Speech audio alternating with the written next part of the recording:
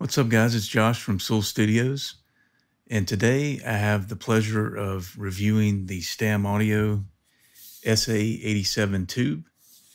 And this is going to be shorter than a lot of the reviews I do. I believe there's only about 10 of these left in stock at the moment, if I remember correctly from a recent Facebook post. So I wanted to get it out in a timely fashion.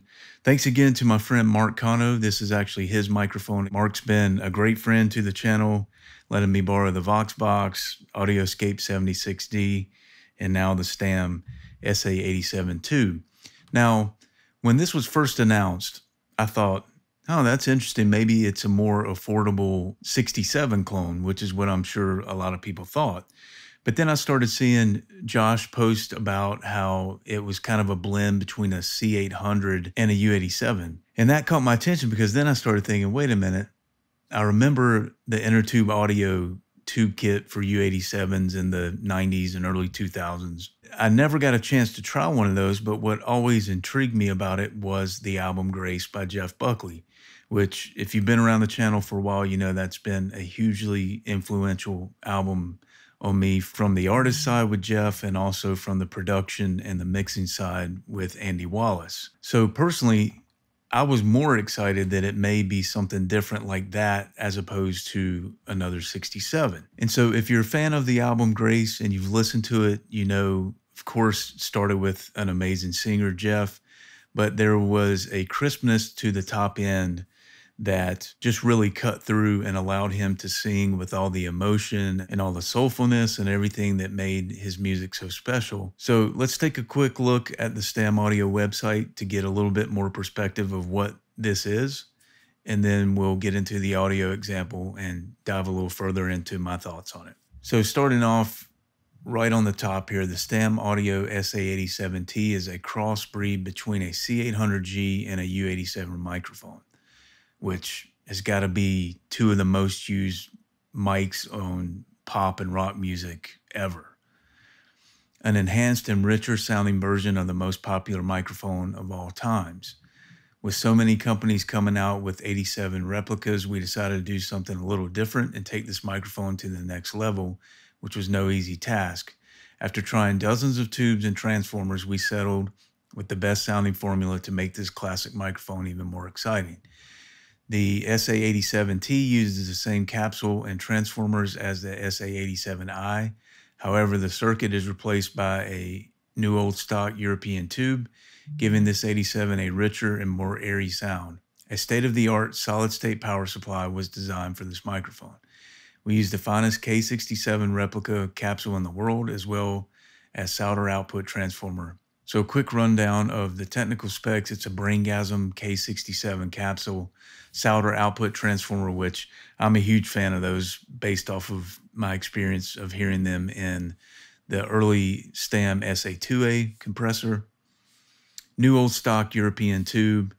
Let me actually just pop it open here. Before I do, matte black finish, which is just super classy looking. You have your Omni and cardioid modes. It's built like a tank. It's heavy. I love, get it to focus here, I love having the logo sticker. Just such a nice thing. That's something that, you know, you're used to on vintage Neumanns, and a lot of times it's left off of modern mics, so I really enjoy seeing that. Let me open this up real quick.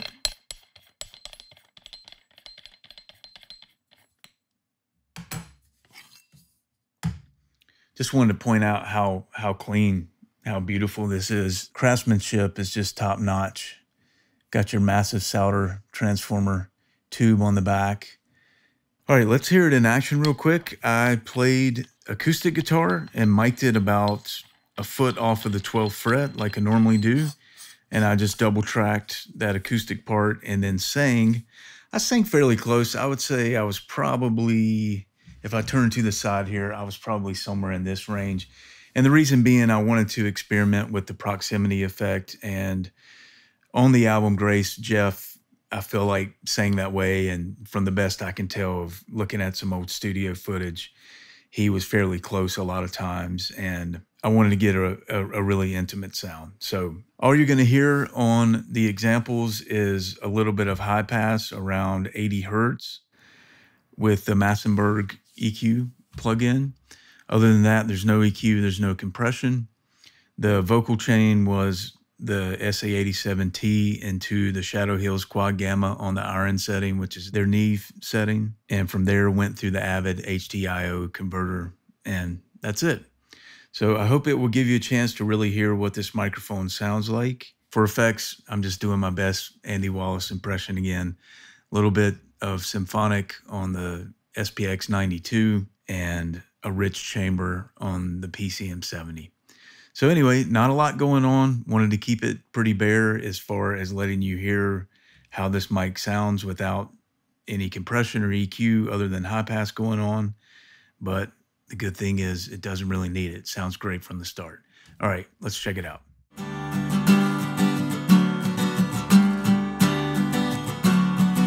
This is our last goodbye.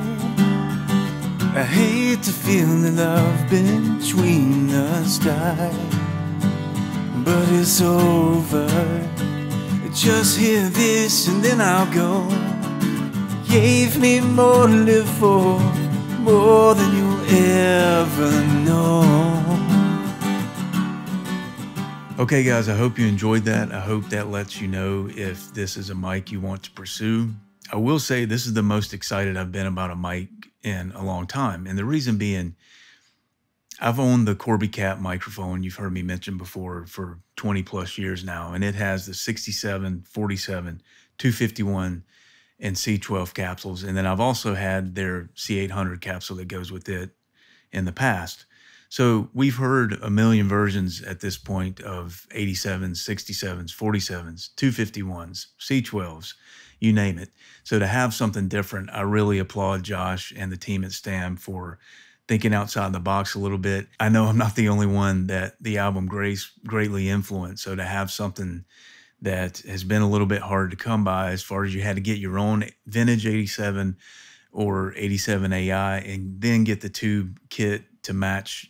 It was a different kit for those different mics, and to put that all together was not the easiest thing to track down. So to have something like that and a new microphone is just awesome. You know, if you've been around the channel for a while, that how a mic feels singing into it is so important to me. And I loved singing into this mic. I loved playing the acoustic into the mic.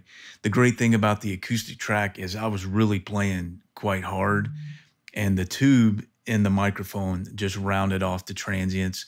Again, no compression on that example. So that was such a nice thing, to where if it was a stock 87, I probably wouldn't have been able to play quite as hard without the transients really poking through. For me personally, and people that came up during the 90s, you're gonna love having that Jeff Buckley style sound. Of course, it's not gonna turn you into Jeff Buckley. It doesn't turn me into Jeff Buckley, but being a huge fan, I just want to pay homage to something that was so important to me. But it's gonna at least give you that ballpark of a super intimate vocal sound. And in addition to that, if you're into newer music and you do, say, pop or rap, I think this would really cut through in the way that the C800G works so well for those styles. I could really picture this working great for like a Justin Bieber style vocal, female vocals, anything where they sing breathy and there's a lot of top end. So if you've been on the hunt for a great vocal microphone in particular, and maybe you haven't quite found what you're looking for with the usual suspects, I think you should definitely give this a try. All right, I'll go ahead and wrap things up here, but I hope you've enjoyed this review of the Stam Audio SA-87T. And if you are interested in one, go to stamaudio.com. Thanks again, Mark, for letting me borrow this awesome microphone, and I hope you guys enjoyed it. Thanks for your time, guys. I'll see you again soon. This is our last goodbye. I hate to feel the love between us die, but it's over.